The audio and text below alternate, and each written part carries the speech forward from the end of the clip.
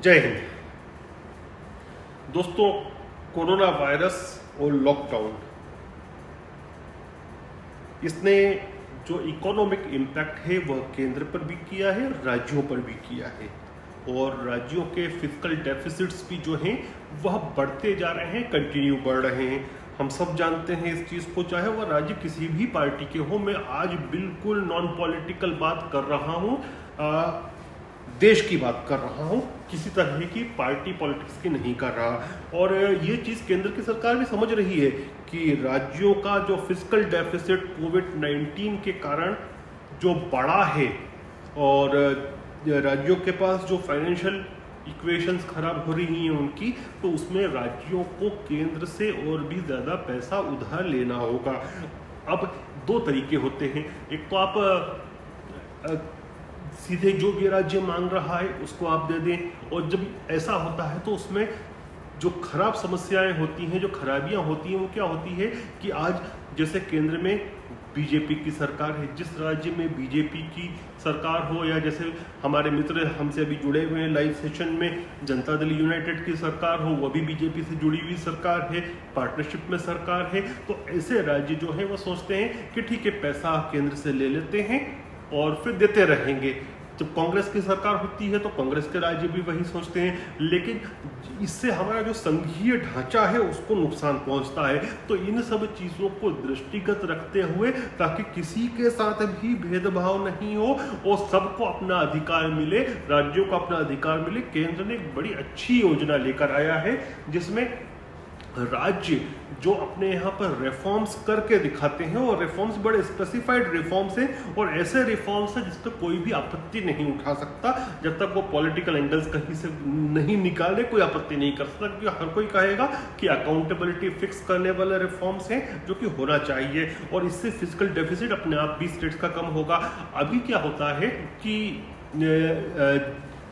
GSDP जो state gross development product होता है, उसको GSDP कहते हैं, जो स्टेट की GDP होती है उसका 3% अलाउड होता है स्टेट्स को कि वे केंद्र सरकार से ले सकते हैं, वो उनको अनुमति है।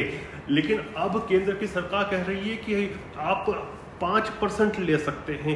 कुछ लोग मित्र सोच सकते हैं कि 2% तो बढ़ाया है, उसको भी क्लब कर दिया शर्तों के साथ। मैं शर्तों पर भी आऊंगा, लेकिन आप ये समझिए कि ये 2% जो बढ़ा है, यदि सभी राज्य इसको लेते हैं तो जो हेडरूम कहते हैं, जिसको हेडरूम बन जाता है राज्यों के पास 4.28 ट्रिलियन रुपीस का, 4.28 ट्रिलियन रुपए राज्यों को एक्स्ट्रा मिलेंगे। लेकिन इसको सरकार ने, केंद्र की सरकार ने क्लब कर दिया है कुछ रिफॉर्म्स के साथ। जिन रिफॉर्म्स के बारे में मैं आ रहा हूं वो बेसिक रिफॉर्म्स हैं, जिससे राज्यों का भी हित होगा, जनता का भी हित होगा, राज्यों की सरकार का भी हित होगा। तो जो कंडीशंस रखी हैं केंद्र सरकार ने, उसमें है यूनिवर्सलाइजेशन ऑफ राशन कार्ड्स। अब राशन कार्डों की, अभी हमने जब मजदूरों की समस्या हुई बेचारों की, तब हमने देखा कि राशन कार्ड की न होने की वजह से, या राशन कार्ड उनके पास है और एक आज किसी के पास मध्य प्रदेश का राशन कार्ड है, वो बंदा या बंदी जो है वो दिल्ली में काम कर रहे हैं, तो उनको वहां पर राशन नहीं मिल सकता, और उसके परिवार जो यहाँ पर लेते हैं, अगर उसको वहां पर मिल रहा है तो यहाँ नहीं ले पाएगा। तो ये बहुत बड़ा एक समस्या थी जो हमने देखी। और मैं बोलता हूँ, कोई भी क्राइसिस जब आती है तो आपको बहुत सारे जो सिस्टम के लूप होल्स है उससे अवगत कराती है, और बुद्धिमान व्यक्ति या बुद्धिमान देश वही होता है जो लूप होल्स को भरना शुरू करे। तो सबसे पहला केंद्र ये चाहती है कि राज्यों की सरकारें जितनी भी राशन कार्ड्स हैं उन सबको आधार से लिंक कर दे। वो आधार से लिंक करने के बाद जो भी पॉइंट ऑफ सेल हैं, जिसको आप कहते हैं कि जो राशन की दुकानें हैं सरकार द्वारा प्रमाणित, जहां पर राशन कार्ड के माध्यम से राशन लिया जा सकता है, वहां पर इलेक्ट्रॉनिक मशीन कंपलसरी लगाएं। अभी लगभग 1 दर्जन राज्य, जिनमें प्रमुखता से दक्षिण भारत के राज्य आते हैं, वे ऑलरेडी ये काम कर चुके हैं, और उनने तो खुद भी एक मैकेनिज्म डेवलप किया हुआ है।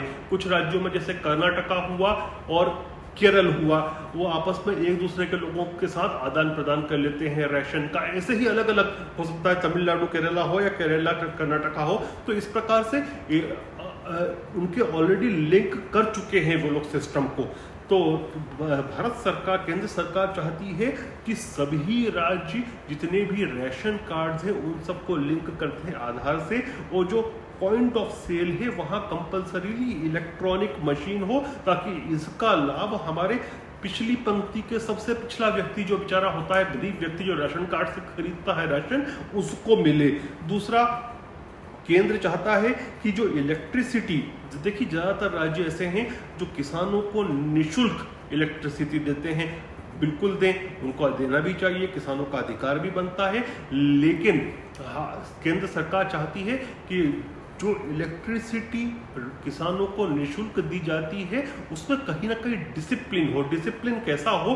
डिसिप्लिन यह हो कि डायरेक्ट बेनिफिट ट्रांसफर के माध्यम से किसान को पे किया जाए। मतलब किसान के खाते में, उदाहरण दे रहा हूं, मैं किसान हूं, 2500 का उदाहरण के तौर पर मेरा बिल आया, तो पहले मैं वो बिल भर दूं और वही सेम राशि 2500 की जो है वह राज्य की सरकार डायरेक्ट बेनिफिट ट्रांसफर के माध्यम से मेरे खाते में डाल दे। इससे क्या होता है कि मैं बतौर किसान जब उस बिजली का उपभोग कर रहा हूं तो मैं थोड़ा सा इसमें सेंसिटिव रहूंगा, मुझे मालूम पड़ेगा कि कितना मुझे खर्च करना पड़ता है। हालांकि दे देती है सरकार, मुझे सरकार वापस रिफंड कर देगी, लेकिन उसमें एक डिसिप्लिन बनता है कि बिजली का वेस्टेज कम होता है। और साथ में सरकार यह भी चाहती है, केंद्र सरकार, कि राज्य इस चीज को भी पर भी ध्यान दें कि जो बिजली का लॉस होता है, जो ट्रांसफर के द्वारा जो बिजली का ट्रांजैक्शन होता है उसमें जो लॉसेस होते हैं, जो इलेक्ट्रिसिटी लॉस होता है, वो जनता नहीं करती, लेकिन सिस्टम में जो होता है टेक्निकल फॉल्ट्स की वजह से,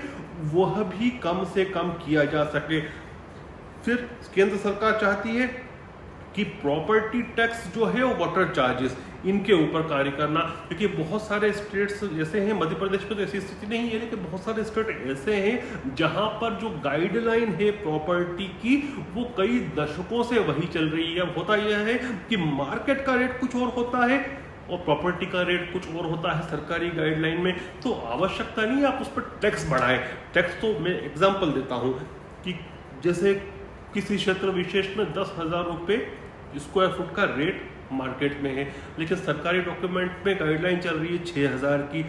हो सकता है सरकार उसके ऊपर 10% का टैक्स लेती हो, ठीक है, सरकार ये करे उसमें कि उसको जो मार्केट का रेट है 6,000 से बढ़ाकर जो मार्केट में वास्तविक रेट है 10,000 कर दे गाइडलाइन को, और चाहे तो वह अपना जो उस पर टैक्स लेना है वो 10% से 5% या 6% कर दे, तब भी उसका रेवेन्यू उसमें जो है वह बढ़ जाएगा, प्लस ब्लैक मनी का जो उपयोग होता है वह कम हो जाएगा। साथ ही में बहुत सारी म्यूनिसिपैलिटीज हैं पूरे हिंदुस्तान में जो वाटर चार्जेस हैं वह कलेक्ट नहीं करती, वो करना चाहिए, और करने के साथ जनता को भी ये सुनिश्चित करना चाहिए कि अपने जनप्रतिनिधियों को अकाउंटेबल बनाए।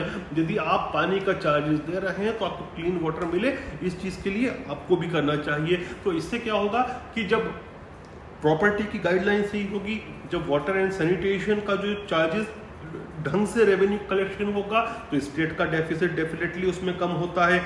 और आखिरी और सबसे important, ease of doing business राज्य प्रमोट करे। वह कैसे? उसमें कई जगहों पर तो राज्यों को शॉप्स एंड एस्टेब्लिशमेंट एक्ट जो है स्टेट्स के, उसमें परिवर्तन करना होगा। बड़े ड्रेकोनियल लॉज अभी भी बहुत सारे राज्यों में चले जा रहे हैं, जिससे यदि किसी को भी बिजनेस स्टार्ट करना है तो पेपर वर्क और इंस्पेक्टर राज में जो रिश्वतखोरी होती है वह लोगों को प्रोत्साहित नहीं करती और उसको डिमोट करती है, उसका मन खराब करती है बिजनेस नया ओपन करने में। वो अर्थव्यवस्था तभी सुधरेगी जब बिजनेसेस ओपन होंगे।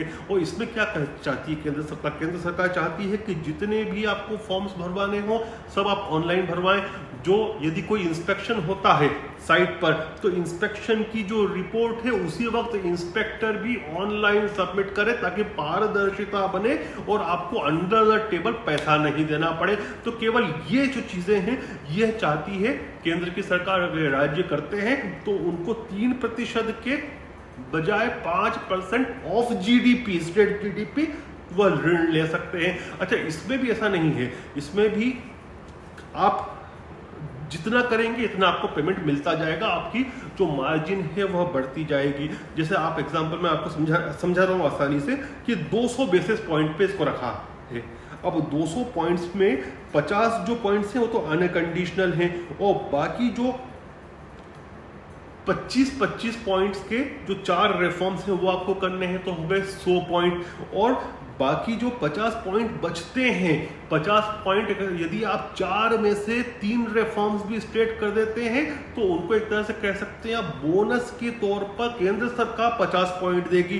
तो एग्जाम्पल दे रहा हूं मैं आपको कि जैसे सपोज करें कि किसी राज्य ने सोचा कि इस साल तो हम जो है हम केवल रेशन कार्ड्स को ही यूनिवर्सलाइज करते हैं, उसको अटैच कर देते हैं आधार कार्ड से, तो उसको इतने पॉइंट्स मिल गए, मतलब इतना % उसका जो केंद्र सरकार से उधार लेने की जो कट ऑफ होती है वो बढ़ जाती है, उसका प्रतिशत बढ़ जाएगा 3% प्लस जितने उसने रिफॉर्म किए इतने। कोई राज्य कहता है कि नहीं हम जो हैं हम इस पे ईज ऑफ डूइंग बिजनेस को भी कर रहे हैं तो उसके पॉइंट्स और बढ़ जाएंगे। ऐसे ही 4-5 या 4-4.5 रिफॉर्म से यदि इसको कर देती है केंद्र राज्यों की सरकारें तो वे अधिक पैसा उधार ले सकती हैं, उसका उपयोग कर सकती हैं, और साथ में यह भी हो जाएगा इसमें कि जो राज्य सरकारों का फिस्कल डेफिसिट है वह भी कम होगा। तो मतलब आप कह सकते हैं कि विन विन सिचुएशन है।